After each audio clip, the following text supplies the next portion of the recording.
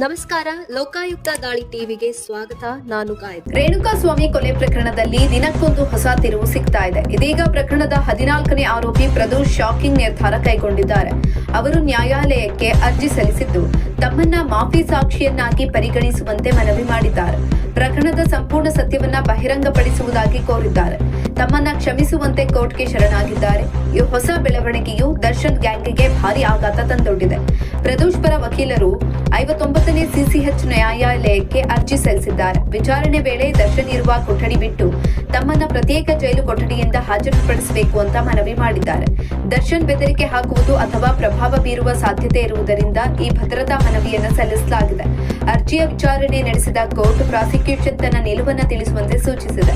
ಈ ಪ್ರಕರಣದಲ್ಲಿ ನಟಿ ಪವಿತ್ರಾ ಗೌಡ ಮೊದಲನೇ ಆರೋಪಿ ಆಗಿದ್ರೆ ನಟ ದರ್ಶನ್ ಎರಡನೇ ಆರೋಪಿ ಆಗಿದ್ದಾರೆ. ಈಗ ಪ್ರದೋಷ್ ಮಾಫಿ ಸಾಕ್ಷಿಯಾಗಲು ಮುಂದಾಗಿರುವುದು ನಟ ದರ್ಶನ್ಗೆ ದೊಡ್ಡ ಮುಳ್ಳಾಗುವ ಸಾಧ್ಯತೆ ಇದೆ. ಪ್ರದೋಷ್ ನೀಡುವ ಹೇಳಿಕೆಗಳು ಈ ಪ್ರಕರಣದ ತನಿಖೆಯಲ್ಲಿ ಅತ್ಯಂತ ನಿರ್ಣಾಯಕವಾಗಲಿವೆ.